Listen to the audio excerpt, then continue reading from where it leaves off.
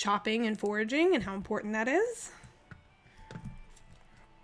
Okay, here we go. So now if you come down here with, oh gosh, I gotta get through all this clutter and rubbish.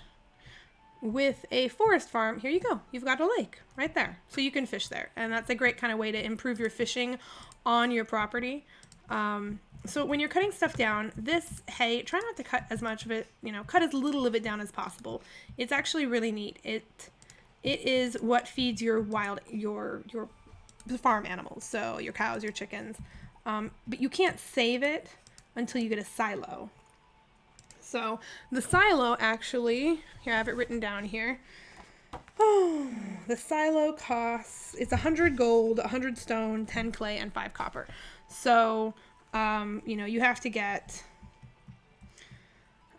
some money. But once you get that built, then you can, every time you cut, every couple of grass stalks you cut down are going to leave you some hay, which, you know, you could buy the hay if you want from the lady who sells the farm animals, but she sells it for like $50 a piece. So it's almost prohibitively expensive.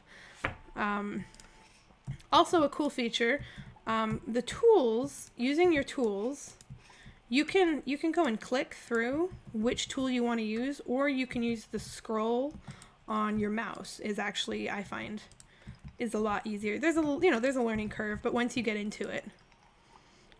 So again, you don't want to clear too much of this, just bare minimum, because, you know, right here at the beginning, your resources are, as far as energy, are pretty low. Also, this, if you just come through and you thin it like that, all of these will grow more.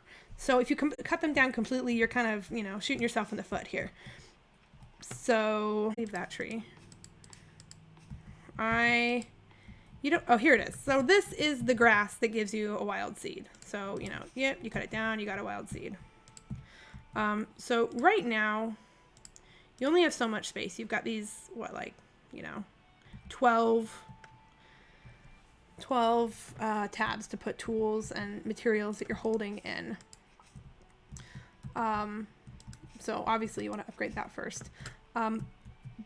Let's see, you want to cut down some trees. You need 50 wood to build a chest. A chest is going to give you somewhere to put the grass and the wood and the stone.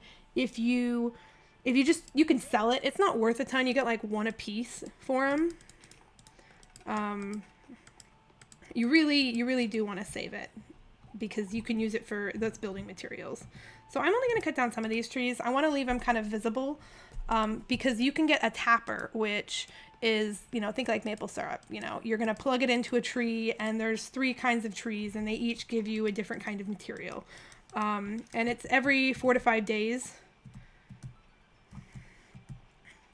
But, you know, again, it's something better than nothing. The tappers are only 40 wood and 2 copper, so they're really quite reasonable. We want some daffodils because those are going to be the handy things that we hold on to and use to give people as gifts. So we really need to find some of those. So this is around the big lake south of your farm. Oh, there's some dandelions. And this is the wizard, his little hut. He lives up here. It's locked. You can hear someone inside. He doesn't come out. I think there's a cutscene later where you'll meet him.